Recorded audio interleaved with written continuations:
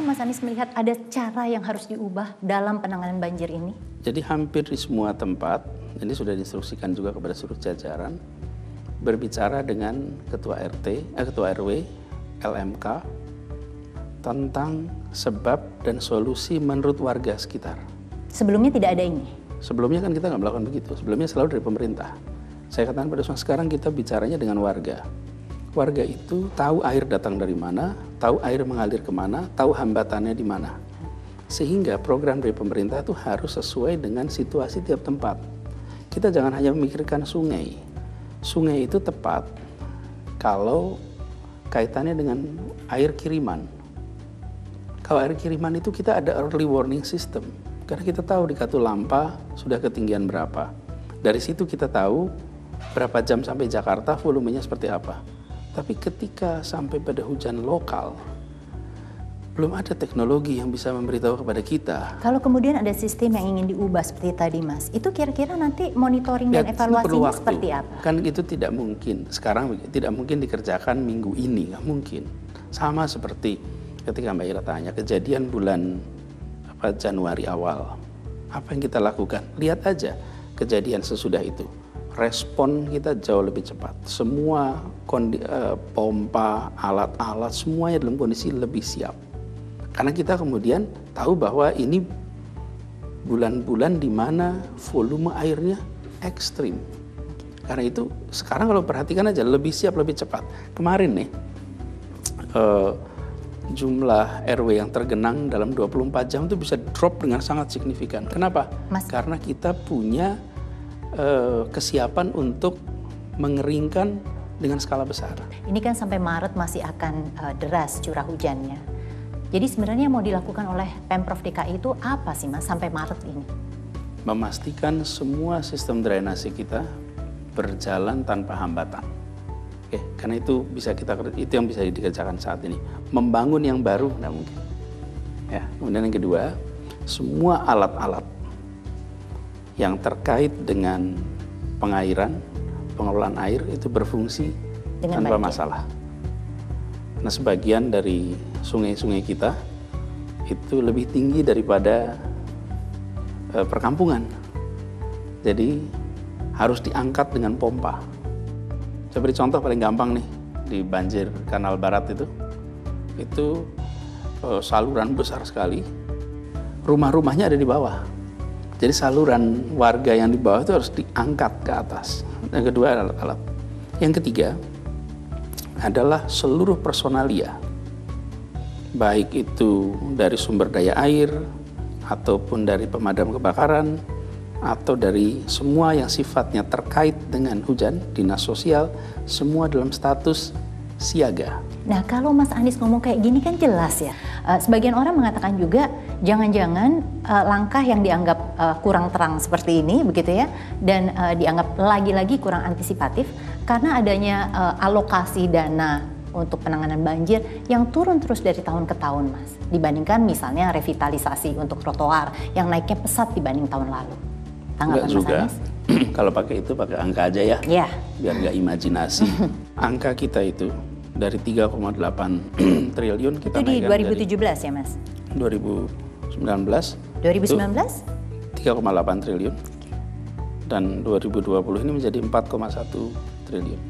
Tapi kemudian banyak media dan banyak pemberitaan Mas, termasuk misalnya dari orang DPRD dan sebagainya, mengatakan dan mengutip angka yang salah.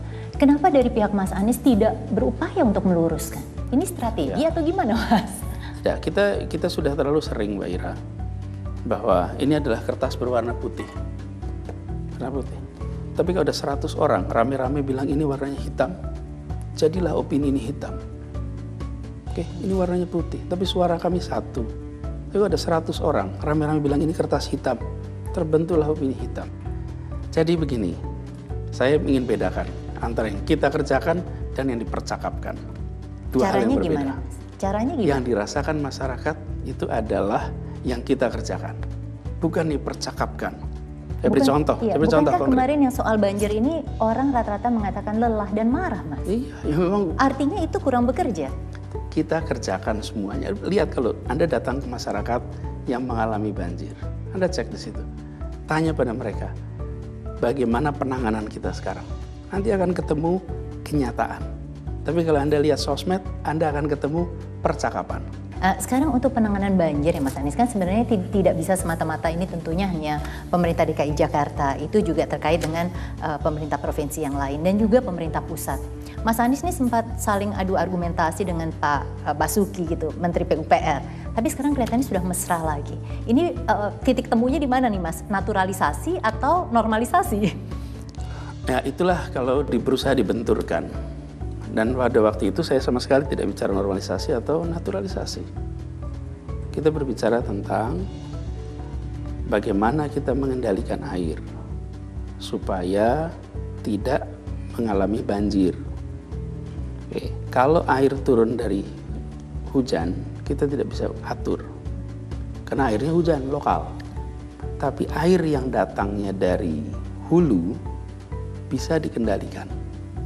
Dengan cara dibuatkan bendung-bendung. Sehingga selebat apapun hujan di sana, alirannya ke Jakarta bertahap. Nah, itu yang kemarin saya sampaikan, bahwa kita bukan saja bicara tentang pelebaran sungai, tapi juga perlu mengendalikan volume air. Sebenarnya kalau Mas Anies bilang coba dibenturkan, enggak juga ya Mas. Untuk yang banjir kali ini berbeda. Pak Basuki dari awal sudah mengatakan bahwa ini memang jangan pilih-pilih, ini adalah kerja bersama gitu. Titik temunya tuh akhirnya di mana Mas? Titik temunya adalah kita sadar bahwa mengatakan yang bisa dibenturkan itu merepotkan. Jadi sama-sama sadar bahwa kemudian bahwa itu tidak ada gunanya. Dan sama sekali kita tidak dalam posisi berbeda-beda begitu. Tapi ketika seperti contoh,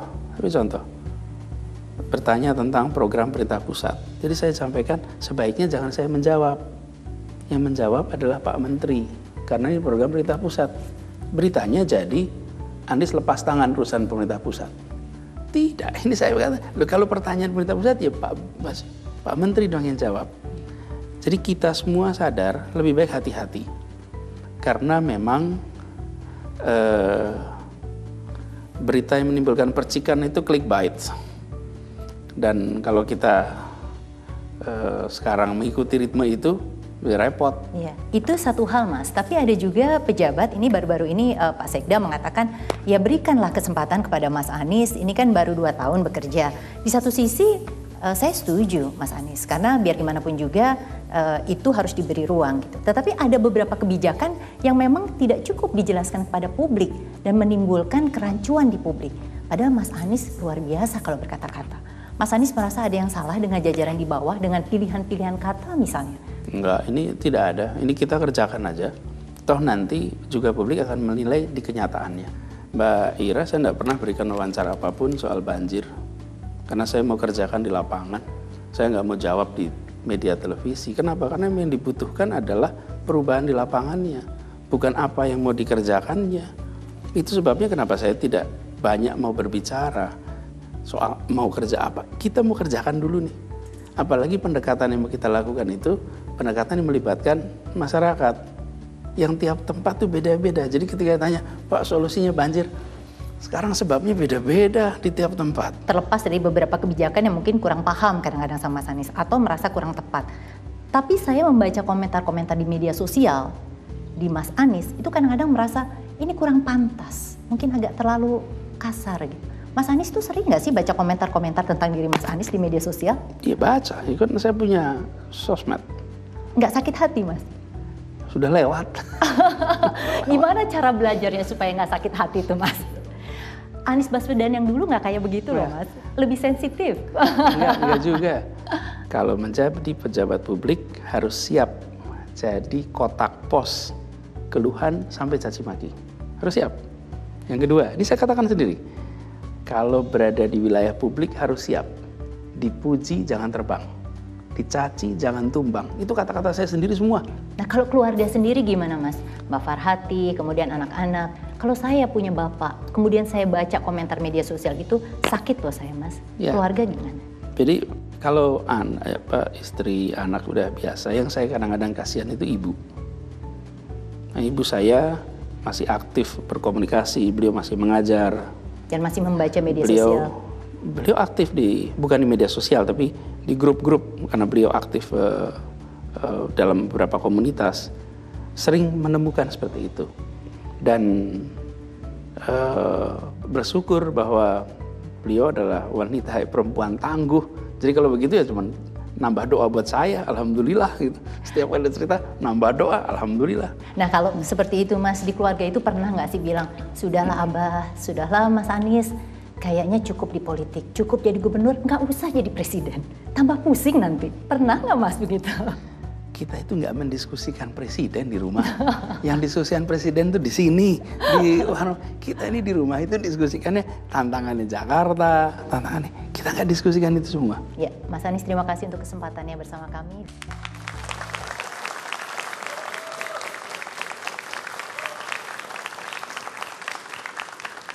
Tetaplah bersama kami di Prime Show with Ira Kusno karena sesudah ini saya masih akan lanjut berbincang dengan korban banjir. Ini ada Sinyorita di samping saya dan juga ada Pak Kepala RW ini dari Cakung.